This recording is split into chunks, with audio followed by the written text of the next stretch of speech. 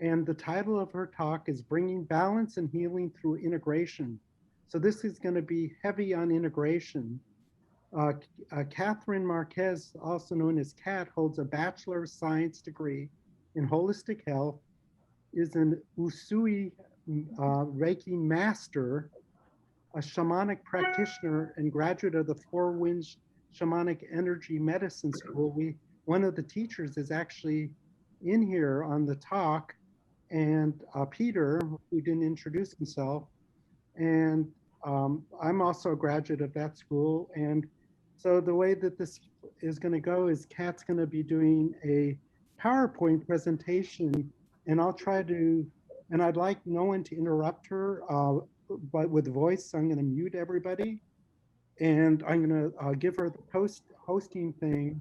And then at the, you can put questions in the chat, and I'll try, or someone in the audience will try to answer those questions. But what I'd ask is for everybody to save their questions for Kat and for an interactive process toward the end.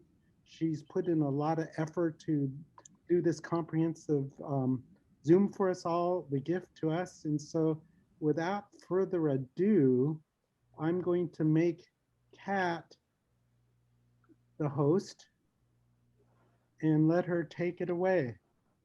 Okay, thank you, Daniel. And hello and welcome, everyone. I'm happy to be here and excited to share this ancient wisdom with you.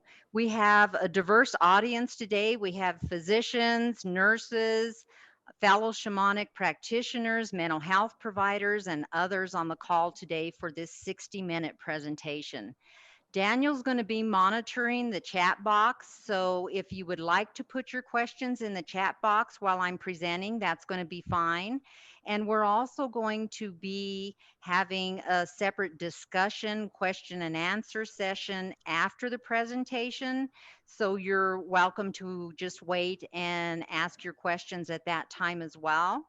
And we have a lot to cover today. If your questions do not get answered, please feel free to communicate with me via email. Daniel has my contact information, and he's going to be putting that in the chat box as well for your reference.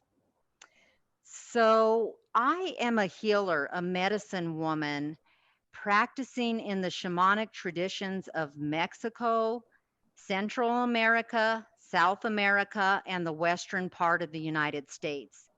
Today, as we proceed with the presentation, you're going to hear me saying words and phrases in Spanish, in the Mayan dialect, in the Quechua dialect of the ancient Inca people and their descendants, who are the Quero people of Peru.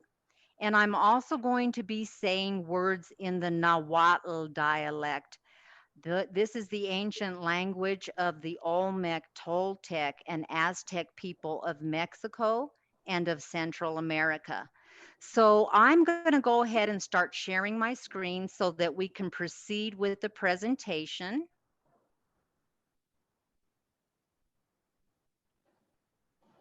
And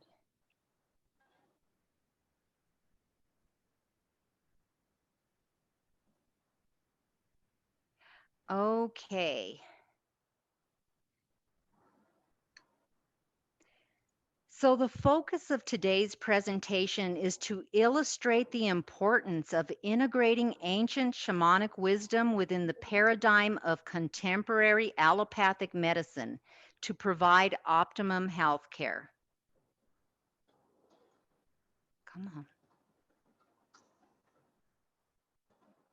I'm going to do this by defining shamanic principles and the essential need for the integration of these healing modalities in our current healthcare system.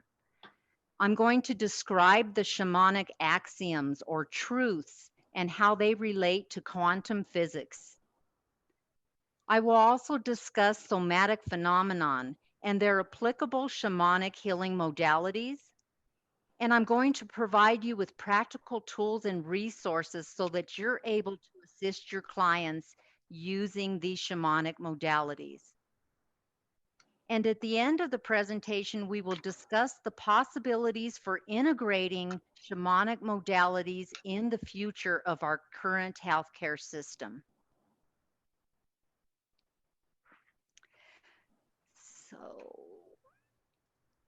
So, the traditions and worldview of the shamanic people. These are sacred traditions that are over 100,000 years old. In ancient times, before civilization and organized religion, our ancestors were profoundly connected to the energies of Earth and the cosmos. Humankind was given stewardship of the elements and all life upon Earth when we received the gift of consciousness. Just as our cell phones and the internet are essential parts of our lives, connection with nature and spirit is an integral part of theirs. Their lives are based on spiritual tenets and divine immutable laws that are the foundation of their communities. These humble societies honor and respect all life, knowing that every living being is an intimate and important part of creation, and each shares an energetic connection with all life on Earth as well as the universe. Mind, body, and spirit are connected. Physical illness is the manifestation of emotional, mental, and/or spiritual disharmony and imbalance.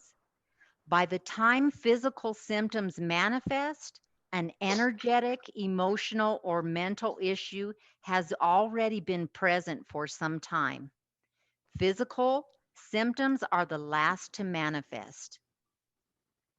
Behind every physical form, there is a spirit, whether that's a person, a plant, an animal, the sun, the moon, the stars. Behind every one of those physical forms, there is a spirit. The focus of healing is preventative. It works with the body's self-healing capabilities. We are in sacred union with the spirit world. Shamanic cultures participate as co-creators with the great source, dreaming a new world into being. They know that existence is eternal. Death is simply a passage from our particle nature, our body, to a wave nature, that of spirit. Success is achieved when increased well-being, peace, empowerment, and oneness with life evolves, and clients are no longer influenced by old stories. The universe is abundant, and its bounty is given benevolently to all who aspire to a virtuous life. Western medicine is focused on eradicating a specific symptom or disease through the process of an event or a cure. However, the approach of holistic medicine is to identify and resolve the core issues through a process, not an event. Western civilization is founded upon a patriarchal structure or worldview, whereas shamanic cultures and traditions are founded upon a matriarchal structure or worldview. So, looking at the patriarchal structures, the focus is very much on history and progress. We see time as linear, like an arrow that flows in one direction. We're born, we age, we die. However, in matriarchal societies, their focus is more on eternity, on circular time, and they view time as occurring within cycles versus linear time like we do, as in or with an arrow. The structures that we are governed by are dogma and doctrines, and these are imposed by governing bodies, whereas the matriarchal communities are in direct communication with the sacred through ancient ritual and ceremony that is unchanged since the days of their ancestors. In the patriarchal societies, rationality and logic are the focus versus the magic and imagery and the liminal world, which are the focus in matriarchal societies. So in our society, in the Western world, a lot of things are have a pragmatic focus. Everything needs to be proven within the confines of linear science. Whereas in indigenous societies, they do a lot of journeying. Things don't have to be proven necessarily. There are altered states of consciousness that are journeyed into in order to obtain wisdom. So, in linear time here in the West, we are governed by causality. Linear time has to deal with cause and effect. Whatever cause whatever happened is going to have an effect. And this is very much associated with karma. So, in that particular type of time, in linear time, we're always stalked by death. We're born and eventually we're going to die. Now, the shamanic cultures realize this too, but they don't focus on that. Their focus is on circular time or cycles of time. They're in sacred communion constantly with the great spirit, excuse me. And in circular time, we are not governed by karma. We are not governed by causality, by cause and effect, and therefore we're able to transcend death, just like many of the ascended masters, Jesus, and the Laika of the Quero traditions in Peru. The shaman perceives and intervenes via four different realms: the body, which is the level of chemistry, which we see our allopathic physicians also intervening at. This is the level of pharmaceutical intervention. And for the shaman, the level of intervention is herbalism.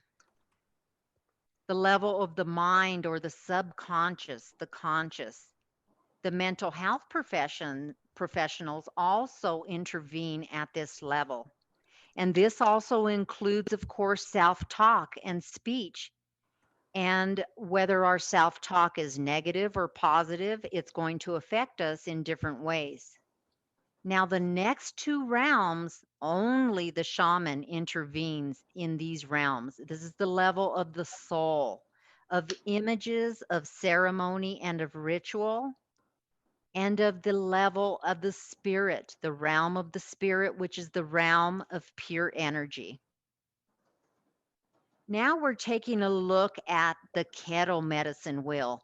And many of you may be familiar with the term medicine wheel. Many indigenous cultures, if not all indigenous cultures throughout the world, have their own medicine wheel. What we're looking at here, again, is the Quero medicine wheel, which is affiliated specifically with the descendants of the Inca in Peru and the traditions that I am familiar with. So if we're looking at the center here, we're looking at the Shakana, the black cross. This is called the Andean cross. And this is the center, which is also referred to as our center, the rainbow body, which you also see a lot of times in Tibetan art. The rainbow body was attained by Jesus and again the Laika and a lot of the ascended masters. Once we have achieved a point of spiritual evolution, we are able to transcend linear time and the linear world. In order to achieve this, we must work our way around the medicine wheel, and the journey begins in the south. So now we're going straight down from the medicine from the chakana in the middle down to where you see the serpent. This is Kuyo Suyo. This is the direction of the south. This is where the sacred energies of the south reside. This is the physical dimension. We're working with the physical body here. And the sacred archetype is Atuna Maru or Sasha Mama, the snake, the serpent. Here's where we're working with our client to honor their personal story, to help them to release toxic energies through various methodologies that we're going to discuss a little bit later in the presentation. From the south, we then move to the west, up to the left-hand side of the image here. And here we're in the mental realm. This is Tinchasuyo. Tinchasuyo is the western direction, and this is where all of the many sacred energies of the west reside. And this is where the shaman is working with the client more on it within the mental realm to acknowledge deep wounds, to clear the adverse ancestral behavioral patterns that may be following them from one lifetime into another. So once the client has cleared all of these toxic energies and behaviors in the south of the medicine wheel and in the west, they're now ready to move on to the north. And this is Kanti Suyo, again, the direction of the north and where the sacred energies of the north reside. Here we're working at the level of the soul. And you see the hummingbird, the colibri, also known as siwarcuenti in these traditions. So after all of this deep healing has occurred in the south and in the west part of the medicine wheel, the client is now ready for soul retrieval in the north.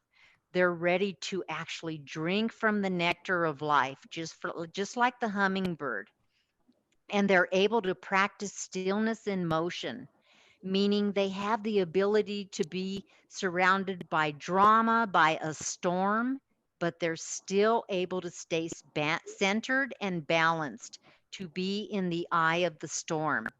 This is the beginning of our epic journey, our soul's purpose for being here on earth. This is where we start that journey. And then we move from the north of the medicine wheel to the east, where you see the condor. This is Antisu, the direction of the east, and where the sacred spirits of the east reside. And it's often the archetype is either the condor, as you see here, or it's the eagle, Atuna Puchin. This is where the client begins to transcend everything, to begin to transcend linear time, the linear world, into a divine destiny that has actually been preordained for us prior to our birth, our reincarnation here on earth. This is complete freedom and unity with the Creator. Now, as we go down, as we look down from the east, we see two boxes. One says upper world and one says lower world. As we proceed with the presentation today, we're going to be focusing on the lower world and on the four chambers of the lower world, the chamber of wounds, contracts, grace, and treasures. This is the collective unconscious that Carl Jung spoke of. This is where, again, there's different chambers that the shaman can journey to, and where various healing modalities can be applied to assist the patient. Now we're going to talk a little bit about universal laws. These are divine laws or principles that govern all life throughout the universe. And we're going to start by taking a look at truth, which is on the left side of the screen. There are many versions of truth. Each of us has our own perceptions, therefore, we have our own individual truth. Human laws and truth are censored and they change constantly, depending on who has control and power at any given time. However, divine truth, the Creator's truth, is immutable, it does not change ever, and it is inescapable. These laws or principles govern all life, as I said, throughout the universe. In the middle of the screen, we have one of the universal laws known as Aini. This is a Quechua term that represents reciprocity and balance, being of service to others and being in right relationship with all living beings. Illness is experienced when we are out of balance with nature and the universe, whether as individuals, as a community, or as the whole of humanity. When we continue to take and not give, we are out of balance and are not in right relationship with other beings. We must constantly ask ourselves, am I taking more than I give? Am I an ini? And then on the right side of the screen is another universal principle. This is the principle of Moyo Koyani. This is a Nahuatl word. And this is the principle of creation and recreation, the universal law of involution and evolution. It represents the goddess, the womb, the life force energy, ebb and flow of nature and cycles of time. It is reflected in the natural world in many ways through fractal imagery. One representation of this is the ate kokoli, or the conch shell, the sacred geometrical pattern of the spiral, which is the oldest symbol known to all ancient shamanic cultures. Everything in the universe progresses steadily, smaller cycles occurring within great cycles of time, a reflection of our evolving journey in life. All things come and go in cycles. We go from joy to sorrow, infancy to elderly, summer to winter. Nothing is ever stationary. There is constant transformation and change. And each time we enter into a new cycle, we experience evolution and begin a path on a higher trajectory of human development. Now we're going to talk about the universal law of vibration. It is the universal law of frequency and sound, the verity or the truth of attraction, the law that like attracts like. High vibration attracts the same energy, and low vibration attracts similar energy. A person that is vibrating at a lower frequency will attract similar energies, people, and situations to them. This frequently contributes to manifestation of a myriad of mental and physical illness.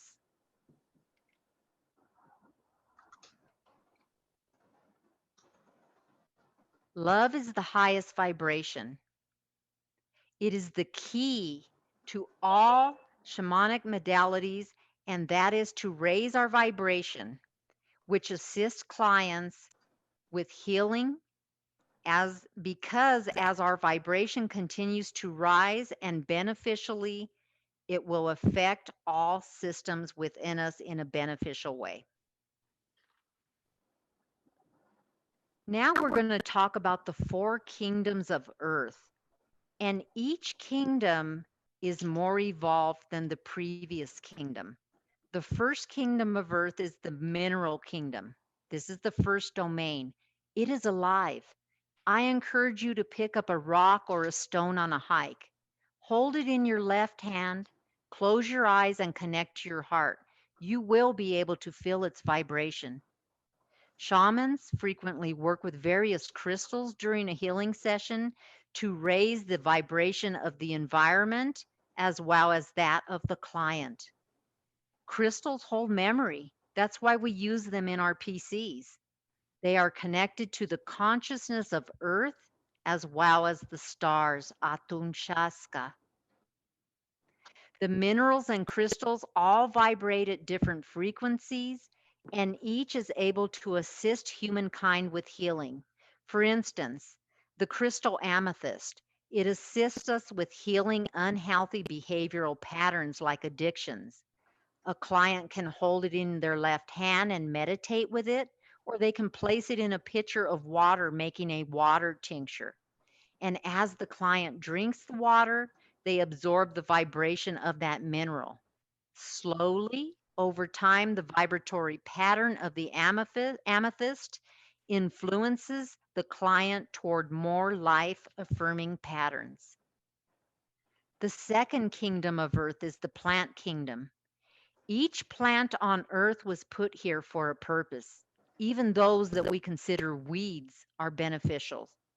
For instance, dandelions are very effective at detoxifying the physical body. Many shamans work with herbs as well as plant medicine, various hallucinogens such as ayahuasca and mushrooms. These plants allow us to enter into the etheric realms where we journey into the deepest and darkest parts of ourselves to address issues and release energy which needs to come to the surface for healing. The third kingdom of earth is the animal kingdom. Throughout time immemorial, humans have used universal symbolism to represent the divine. We have a propensity to personify spiritual energies by making them part of the animal or human realm. As an example, Christ is personified as a lion, a lamb, a fish. The angels, which are actually rays of light in the upper realms, in the divine realms of Hanak Pacha, they are represented many times for us in art in human form with wings, but they're actually rays of light. For the shaman, the Nahuales, the animal energies are more than just symbols or representations. They are ancient archetypes, divine universal forces and processes that are beyond linear expression. The Quero shamans of Peru refer to these universal forces as serpent, jaguar, hummingbird, and eagle that you just saw on the medicine wheel previously. The serpent, Sashamama or Atuna Maru, is the force of creation, recreation, electromagnetism.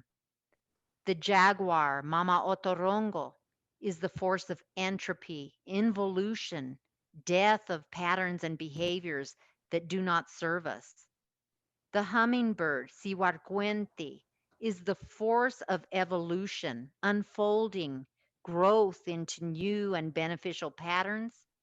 And the eagle or condor is the force of transcendence of the linear realm and of death itself. These four archetypes also relate to the fundamental forces of all life, the four base pairs of DNA, ACGT. And I've got a couple of people entering the waiting room. Since I'm the host, I'm just going to view real quick and let them in for so they can join us. Excuse me for just a sec. Okay, so the shaman is able to summon the power of these archetypes and universal forces to assist in the healing process. A bit later in the presentation, we're going to talk about the serpent and how it relates to the universal law of polarity and the divine feminine. There are also four levels or realms within the human kingdom: the physical, mental, soul, and spirit. Similar to the kingdoms of earth, each realm is progressively evolved from the realms below it, with the realm of the soul and spirit being the most evolved because they exist in the energetic realm outside of the linear. We will look at how many somatic and mental health disorders have an energetic component a bit further in the presentation. Everything in the universe, the macrocosm, is reflected in the human, the microcosm. Everything in creation, all living things, whether plant, animal, mineral, or human, came into being through the principal effects of the elements. All are connected in balance. Each of the elements is a component within us. The fire element is associated with our head, our minds, our consciousness. The water element is associated with our abdominal area, the circulatory system, our blood, and our emotions. The earth element associated with our physical body, our bones. and the air element associated with our chest and pulmonary system. All four elements are effective not only on our physical plane, but also throughout the universe when we're talking about planets, stars, galaxies. There is a constant exchange of energy between humans and the elements. The elements influence and affect all chemical processes on Earth, in us, as well as the universe. So, the universal law of polarity, here we're talking about forces of opposition, dark and light, hot, cold, spirit and matter, electricity and magnetism. One cannot exist without the other. There are various degrees of vibration along the scale of these opposite poles, but there are no absolutes. So it's never absolutely always dark. There are different degrees going up to the pole of lightness. Ometeot is a Nahuatl word for the creator.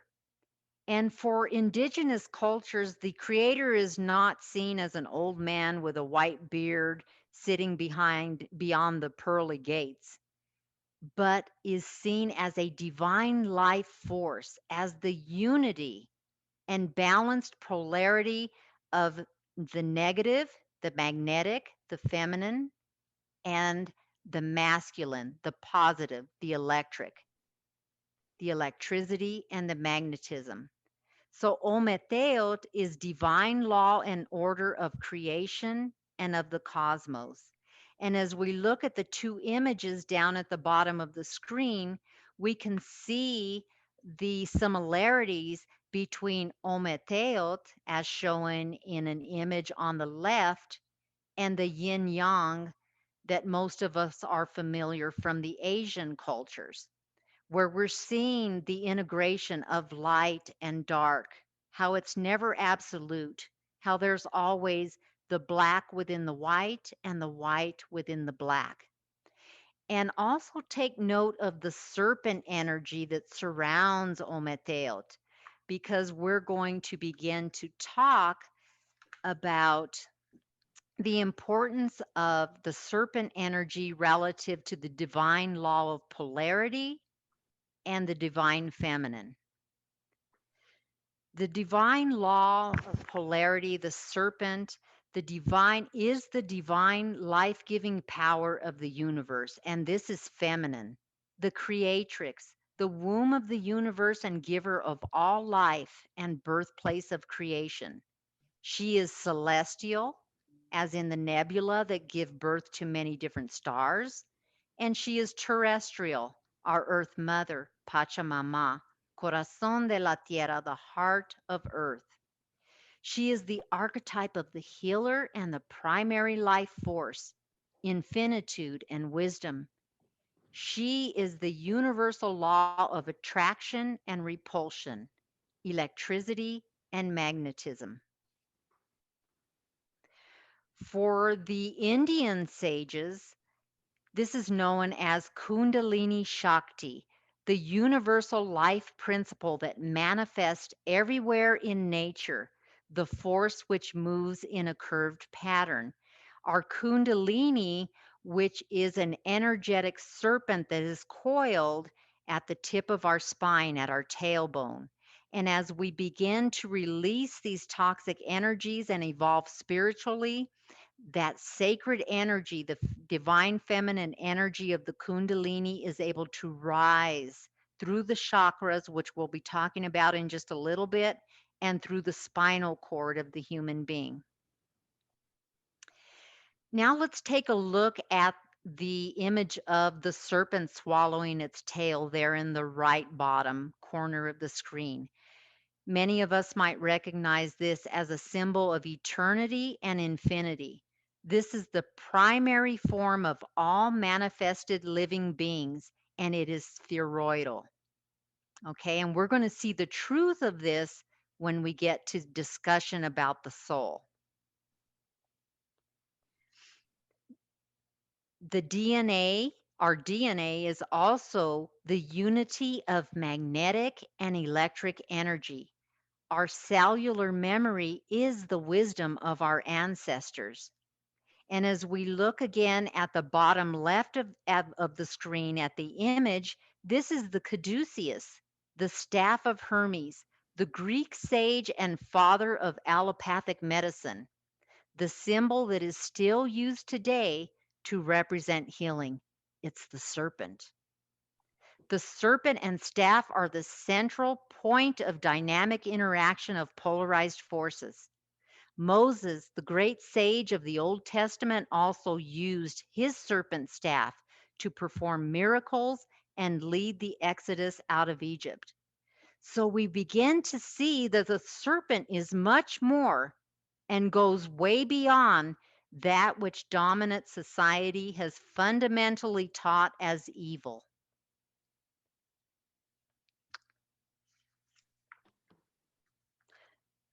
The serpent is a primitive symbol of wisdom and perfection, regeneration and immortality.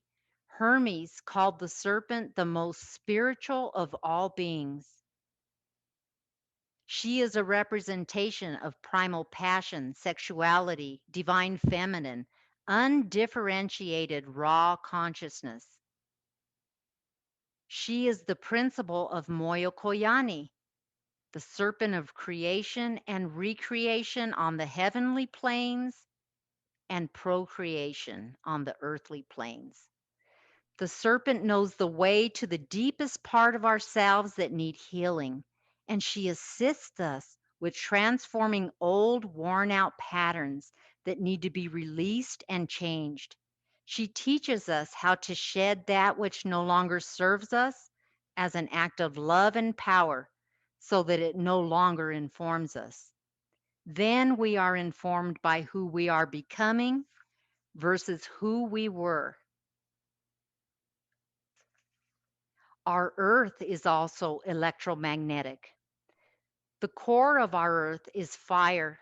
It is electric. It is masculine. And the surface of our earth is mainly water. It is magnetic. It is feminine.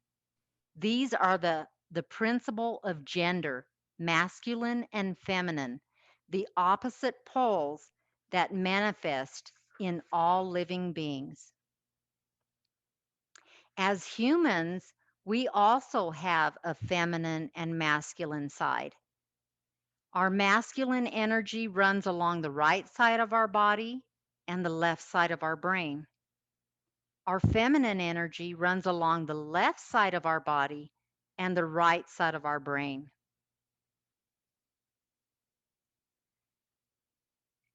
So both men and women have masculine and feminine energy. What we're looking at now are some of the characteristics of the wounded feminine.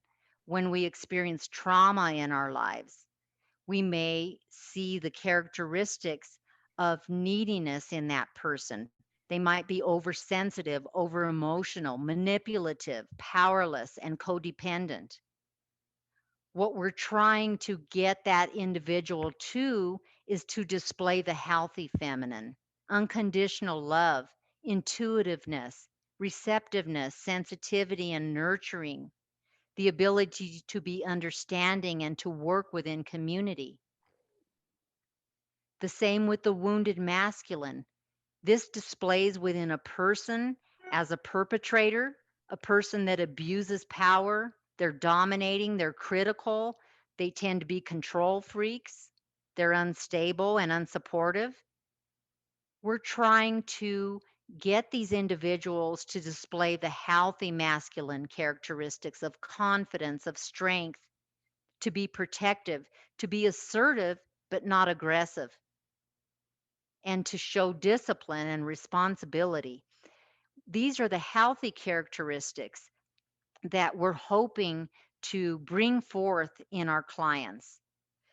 So, the characteristics of the wounded feminine and masculine have been nurtured since the dawn of civilization and are dominant in contemporary society, historically leading to heinous acts of domination, exploitation, and genocide, as well as systems and infrastructures that espouse and promote materialism, selfishness, and greed.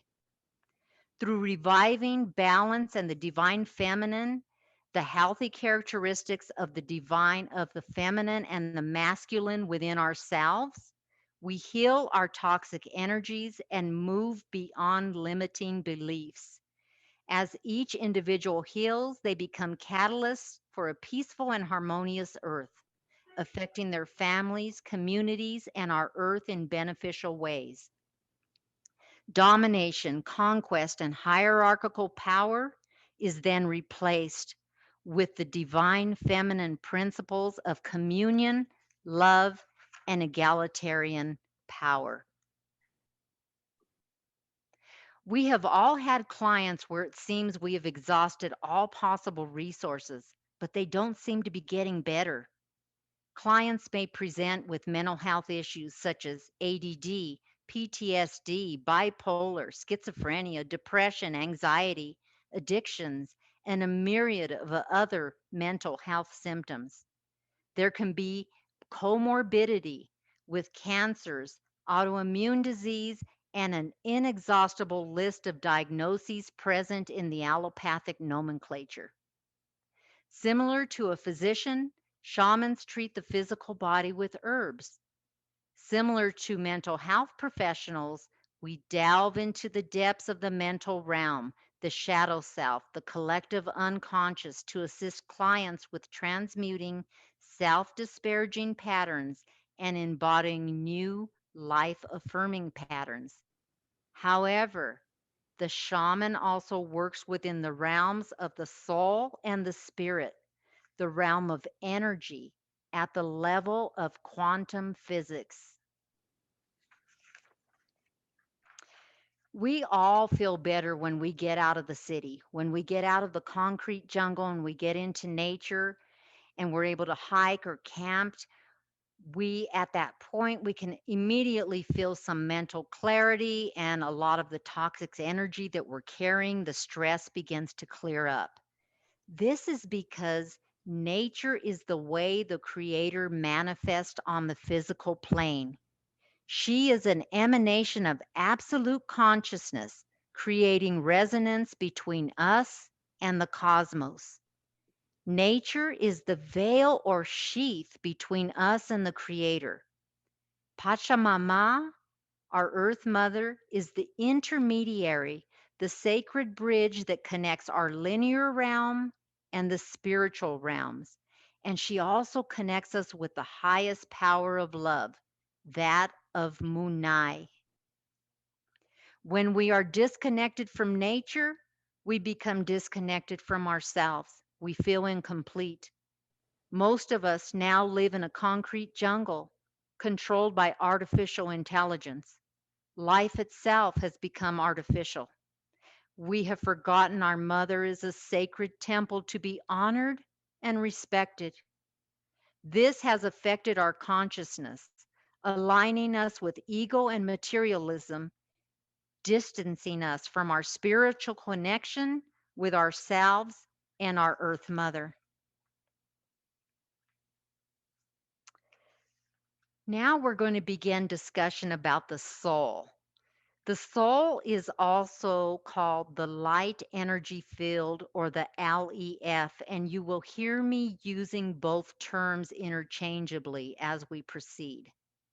So, as we're looking at this picture, the image on the screen, we're looking at the seven chakras, and these are the seven colored circular lights that you're seeing on the axis, the vertical axis of the body here. These seven chakras are directly connected to the human body and represent the colors of the rainbow. They are energetic wheels, which are shaped like funnels, and each is connected to various endocrine glands throughout the body. Starting at the bottom, at the root chakra, which you see in red, the root chakra is connected to the ovaries and the testes. Working our way up, the sacral chakra in orange is connected to the adrenal glands. The solar plexus chakra in yellow is connected to the pancreas. The heart chakra in green is connected to the thymus gland. The throat chakra in blue connected to the thyroid and parathyroid glands. The third eye chakra in violet is connected to the pituitary gland. And the crown chakra, which is white, it's not in this picture, but it is white, is connected to the pineal gland. The chakras are also directly associated with the elements and psychological aspects as well as body aspects, such as elimination, digestion, circulation, reasoning, empathy. These energetic centers are often blocked or incapacitated by intrusive dense energies that adversely affect the chakra as well as the specific systems that are associated with them. Now, in the Keto tradition, we also have an eighth chakra, which you can't see in this picture, but it's located above our heads like a halo. It is a halo, very similar to the halo you would see around angels or around a picture of Jesus. And it is also the etheric sphere that surrounds us. This is our Viracocha, or source of the sacred. It is our soul. And similar to nature, our soul or light energy field is a luminous bridge between the spirit world and our physical body. So, again, it is the vehicle of communication between our spirit and our physical body.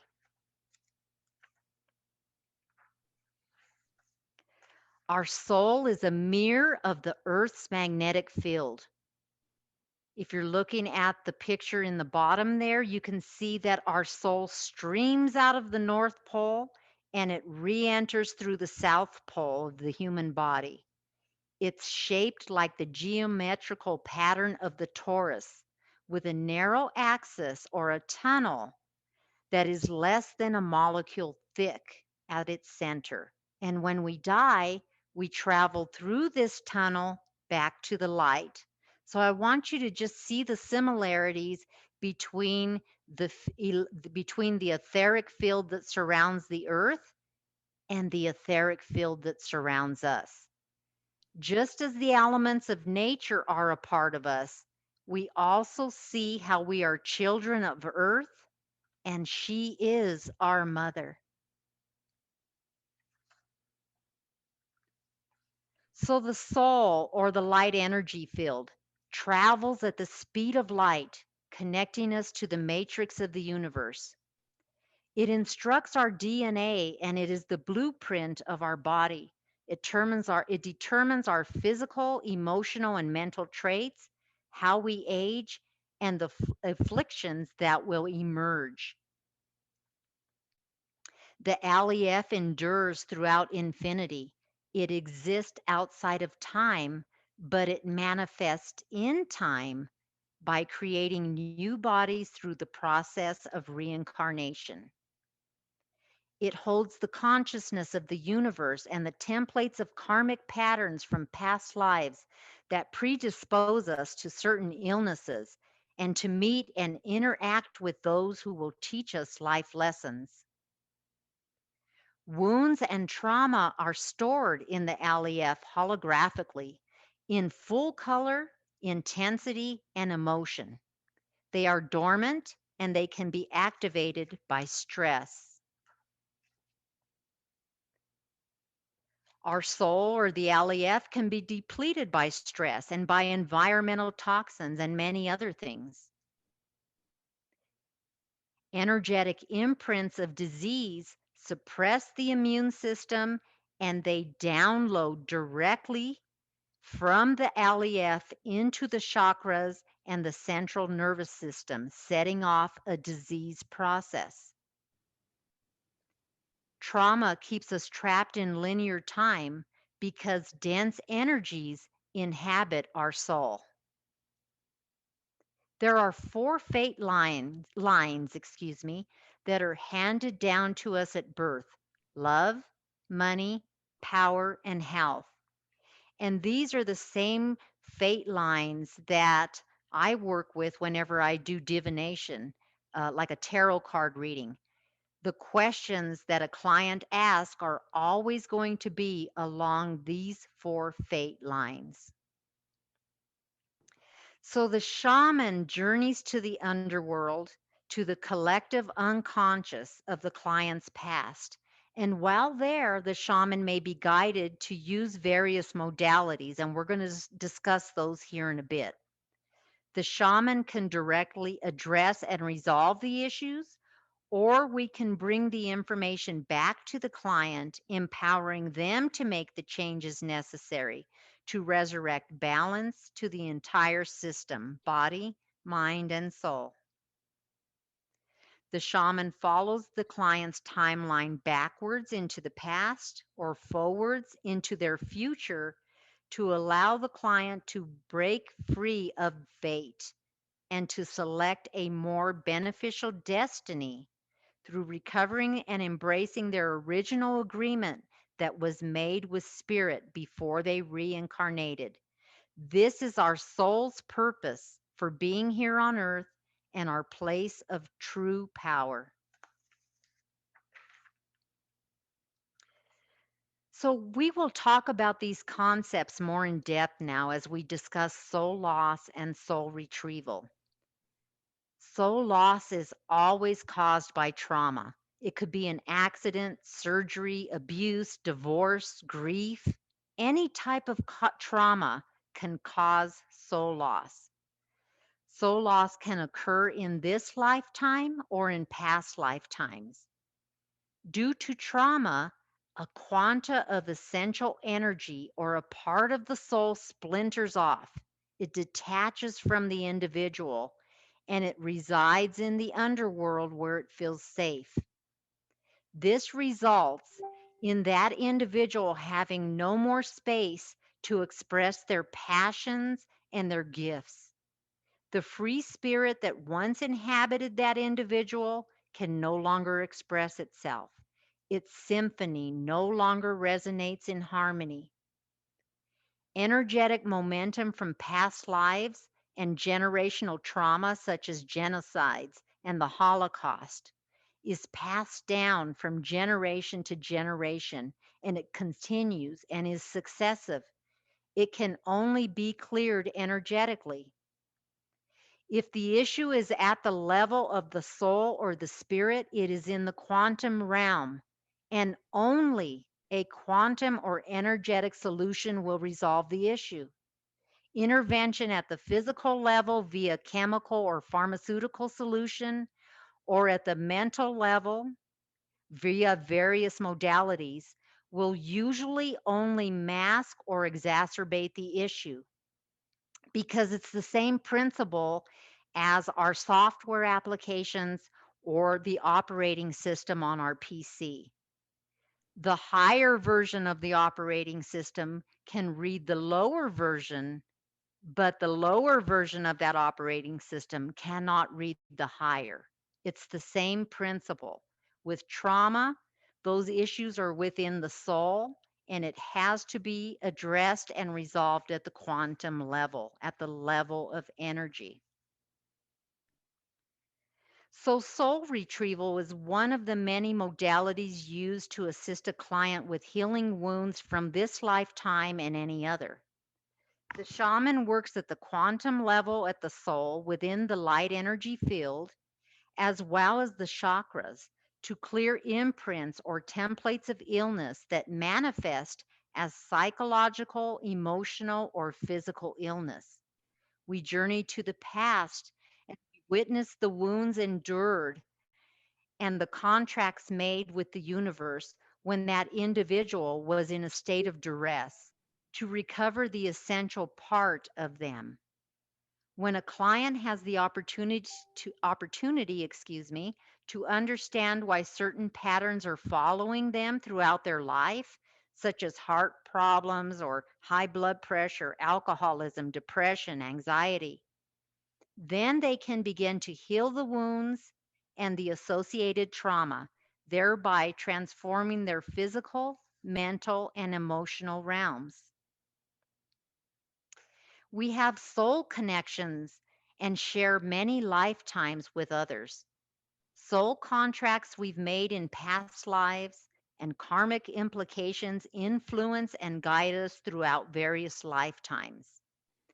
So, I'll give you an example of a soul contract. An individual may have tried to find love in their lifetime, and they may have tried many times and they finally give up and they say, okay, that's it. I'm putting up a wall. I'm not letting anyone else in, and I'm not going to love. That's a contract with the universe, whether they realized it or not. And that contract will follow them from lifetime to lifetime to lifetime. And in subsequent lifetimes down the road, they may still be wondering why they can't find love. And it's because of a contract that they put in place many lifetimes previous.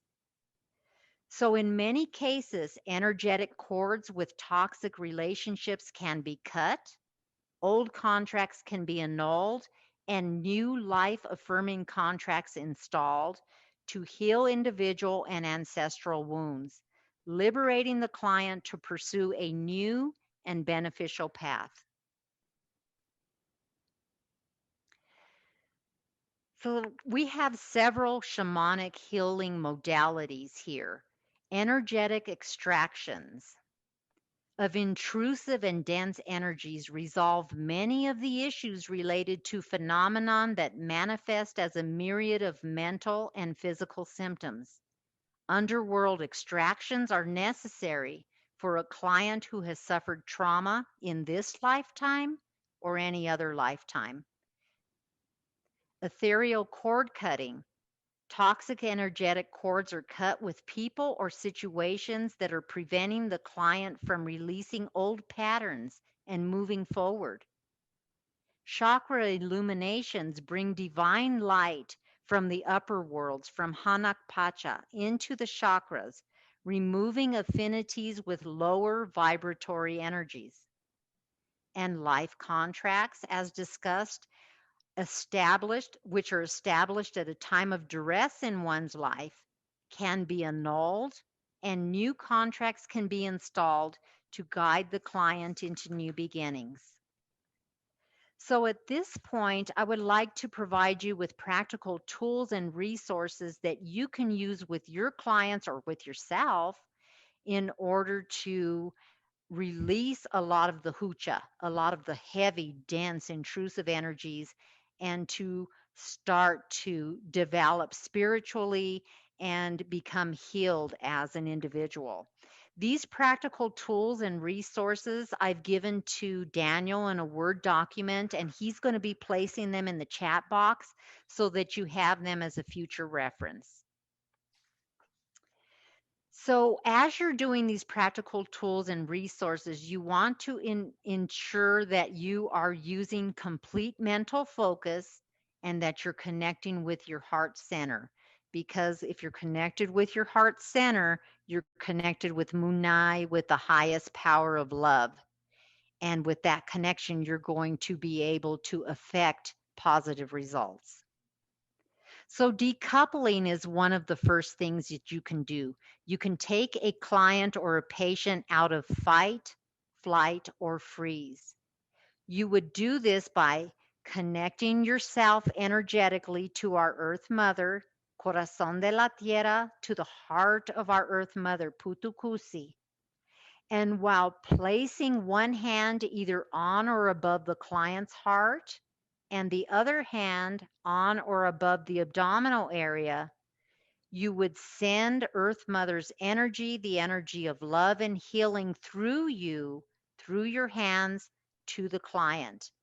Now, it's my understanding mental health professionals are not able to touch a client, and that's why I have stated that your hands can either be on or above. We can also help clients to find their gifts, their creativity, the divine feminine, and to revive those gifts within them.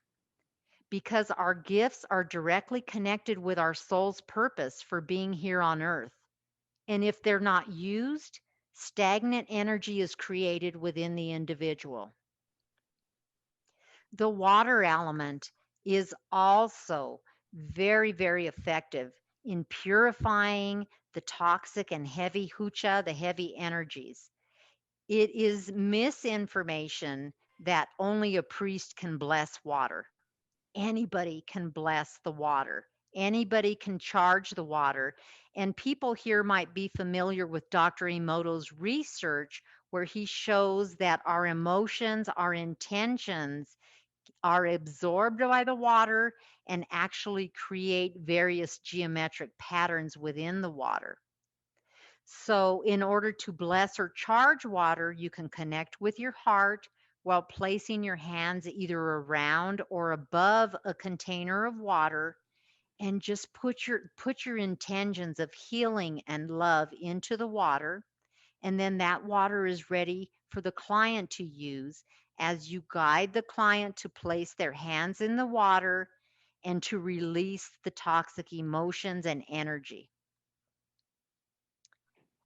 Again, staying with the water element, a salt bath is something that a client or anyone can do, and it's probably one of the best things they can do whenever they feel something is out of balance. Because through the process of osmosis, toxic energy is released from the body. So here you're using all four elements. You're using salt, the earth element, lighting candles, the fire element. You're using the air element. You're inhaling light and exhaling toxic energies, visualizing with the inhale and the exhale, the light inhale and exhaling any toxic energies. I also recommend that you or the client put your head, your ears under the water and slowly chant the spiritual word Om while your ears are underwater. This creates a huge and very beneficial vibration using sound to clear mental toxins from the mental sphere, consciousness as well as subconsciousness. And then again, using sound and healing as our ancestors did, drums, rattles, Tibetan bells, chimes, whatever you're innately called to use in order to assist the client. Any form of sound and healing is beneficial. So, a lot of times there's no need to work with clients in an enclosed environment. Take the client out to nature, commune with nature as we once did. Working with the earth element to release toxic energies. You can use the earth, a rock, or a stone. Have your client connect with the earth mother while they're holding a rock or a stone. Have them then connect with those that heavy hucha, the emotions, the behavioral patterns, the energy that they want to release. And with slow, deep breaths, again, inhaling the light and exhaling the toxic energy, have them release that energy into the stone. Our Earth Mother will take that energy from them and will transmute it into light and the highest power of love. Using the air element, this is affiliated with the mental realm, connecting with our breath through meditation. One thing that is also very helpful is to have the client wear headphones or their earbuds as they're going to sleep at night. They would find an 8 or 9 hour Om chant on YouTube and listen to this as they're sleeping. And as they're sleeping, this Om chanting of this is bringing sacred energy into the mental sphere, into the subconscious mind, dispelling illusion and bringing them clarity and peace. Very effective. The fire ceremony. Fire is an element that is immediately transformative, and it's also an element that is used in consecration.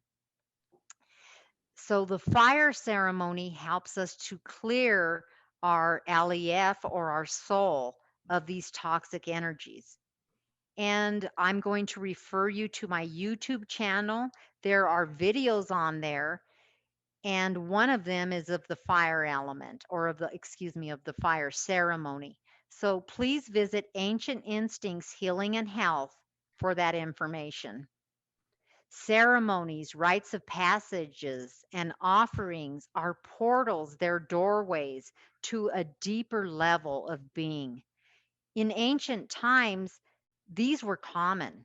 Rites of passage occurred every time an adolescent went from childhood into adolescence. There were offerings, there were ceremonies that continuously connected the human realm with the spiritual realm. And this is what we need to revive again because it's very, very healing. When we have a client that has made some huge strides in terms of healing, we want to recognize that, maybe with a simple ceremony or a rite in some way, because ceremonies and rites directly affect the limbic brain. And they allow that individual to understand that they have surpassed a certain point in their life and they're now moving beyond that into a very beneficial and positive part of their life. And then last but not least, please refer to a shamanic practitioner. As I've stated throughout the presentation, when we're dealing with trauma, when we're dealing with anything at the higher etheric levels, the energetic levels of the soul and of the spirit, this is where the shaman is effective with helping you and your clients to really get past some of those hurdles and some of those barriers and challenges that we can't move past with a pharmaceutical solution or with many of the mental health modalities. So, I would like to now open the floor for discussion.